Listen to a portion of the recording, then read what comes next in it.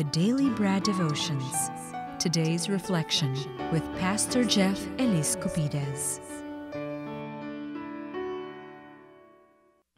Brad Jeff, good morning and thank you for again finding time na ikay makapag-live broadcast din sa ating programa. Marami nag-aabang nito at itong pangpahupa sa ating pong kaisipan, damdamin, emosyon, dun din po sa mga nag-aaway-away sa mga panahong ito. Relax lang po tayo. Opo, let's listen to the good news. Okay, Brad? Hindi ko alam, Brad, kung uhupa o makakadagdag tong aking sasabihin. So, tingnan natin. Maganda itong isi-share natin. Very timely po ito. Yan. So, tingnan po natin to. Anyway, welcome back, Cha. Welcome back. Naku, thank you so much, Pastor. Na-miss kita ng bon isang voyage araw. For tomorrow. Uy, teka, kaka-welcome back lang sa akin ni Pastor. Parang gusto mo na naman ako ma-bon voyage. Bon voyage, sinasabi yun pag gusto mo paalisin na. Di ba pag sabi may mo, trip. Kahapon nakalib ka ulit? Hindi. Bukas, I'm sorry, kahapon. Talaga. Ito talaga. Welcome back nga. Oy, pero Pastor, ito na, nakaabang na sila. Yes. Oo. Ready ka na ba? Ready na. Eto na. Sige po. Ayan. Very timely po ito, no? Alam nyo, minsan, yung parang feeling natin, ano ba nangyayari sa bansa? Okay, ako lang po, nag-observe lang pag bumabiyahe and all. Yung kaibigan ko na traffic na naman ngayon, 3 oras na from Sucat to Makati. Alam niyo po yung minsan, naglalakad ka lang sa kalye, napapansin mo, parang daming basura nakakalat, yung traffic. Okay, minsan yung away sa paligid, away ng mga kung sino-sinong politiko natin. At madalas tanong nga natin, ano ba nangyayari sa bansa natin? Bakit parang ang gulo?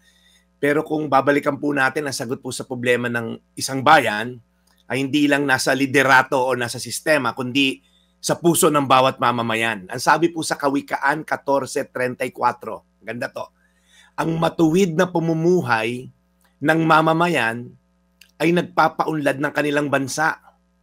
Ngunit kung sila ay magkasala, mapapahiya ang kanilang bansa. Wow.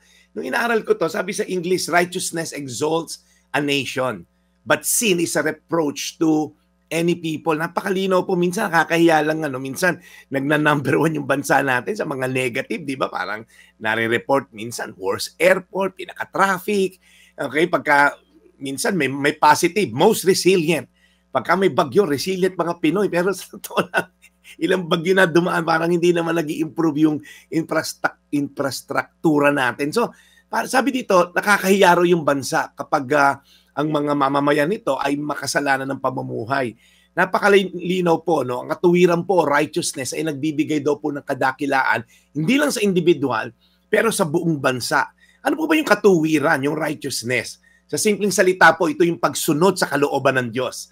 Mula day 1 naman, yan ang kinakampanya ko rito. It's living in obedience, justice, and godliness.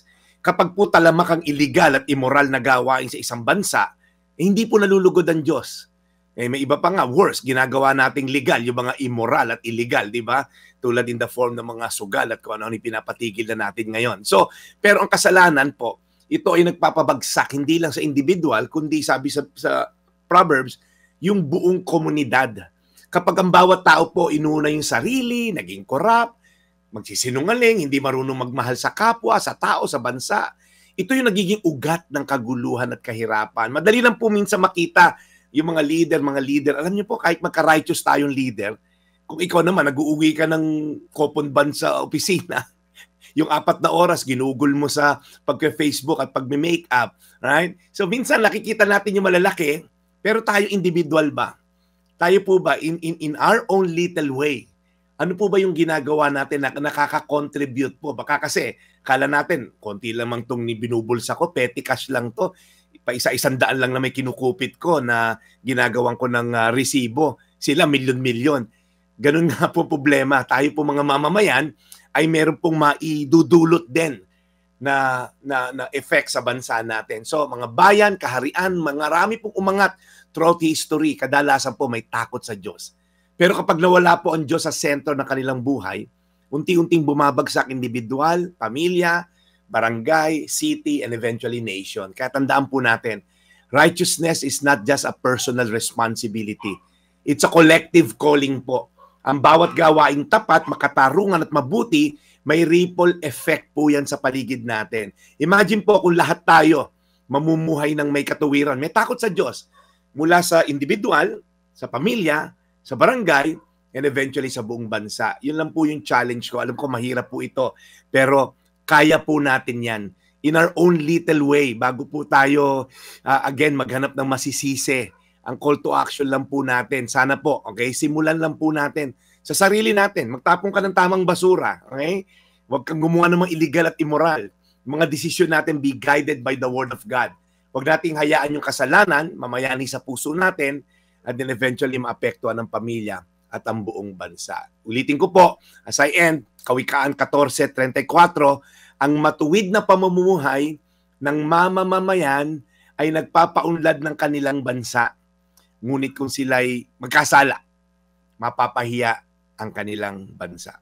Tayo manalangin, Panginoon. Alam namin, Lord, malaking kinakaharap na aming bansa. Hindi matapos-tapos na mga hearings and all. Pero Lord, sa totoo lang, isang katutak na hearing na na-cover ni Ted Filon sa ilang dekada niyang pag-news. Pero bakit ganun pa rin? Kasi Lord, hindi lang talaga naka-angkla, Lord, sa sistema, sa liderato. Lord, kami individual. Kami rin, Lord, will take a careful inventory ng aming sarili. Kami ba'y kalugod-lugod sa'yo? That's not to say magiging passive kami sa nangyayari sa bansa. Kung may makasalanan at may platform kami, i-call out namin. Lord, ipagdasal namin ang aming mga liderato sa bansa para Lord magkaroon ng katuwiran, ng righteousness dito sa amin. As you commanded us, Lord God, as individual to pray for our leaders. Magdasal po kami para matuwid ang mga maling landas ng aming mga liderato, kaming individual, pamilya at komunidad. Sa pangalan ni Jesus. Amen. Amen. Amen. Panginoon, salamat po sa napakagandang paalala ngayon mula po kay Brad sa aming pong The Daily Brad. Lord, salamat po sa panggising ito. Lord, pahupain niyo po ang aming damdamin sa mga nangyayari ngayon sa aming bayan. Lord, kayo na pong bahala sa amin. We trust in you, we believe in you, and we surrender everything sa inyo pong kabanalan. In Jesus' name we pray.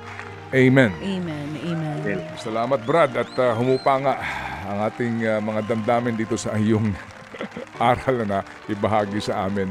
Thank you. Pangbalanse lang, Brad Ted. Pangbalanse lang. Kasi ako may nag-oobserba at yung mga comment section, okay po yan. Maganda po yan. I-call out natin kung ano yung mali. Tama po yan. Katulad ng ginagawa nila Ted at ni Chacha, may plataforma. I'm all for it. At tayo rin po, as mamamayan ng bayan, tingnan din po natin, ako ba, wala lang sa akin yung camera at spotlight. Ano ba yung dapat ko ring baguhin sa akin? Maliit man na bagay. Ted? Amen. Sige, so we'll catch you again tomorrow and looking forward dahil si Chacha ay magbabakasyon. Hindi, magpaparamdam nandito pa ako. sa Thursday. Oo. Ay, oo Meron naman, tayong date. Pastor. Okay. See you. Okay, Brad. Yes! O, Cha, na-miss na kita, Cha. Oo Alam na nga yan. See you, Pastor, on Thursday. Yan. Nakahanda na yung regalo ko sa'yo, Cha. Yan ang Inanda na gusto ko Ate sa'yo, Grace mo. Pastor. Hindi pa ako nang hihingi, binibigay mo na. Yan. Tumatag ka, Cha. Hoy, nawala si Pastor. Sige. Salamat na marami, Brad Jeff. We'll catch you again tomorrow sa ating The Daily Brad. Okay, Brad? Ito po yung Daily Brad, your daily dose of inspiration. See you Thursday. Thank you, serving the people, Brad Jeff Eliscopides.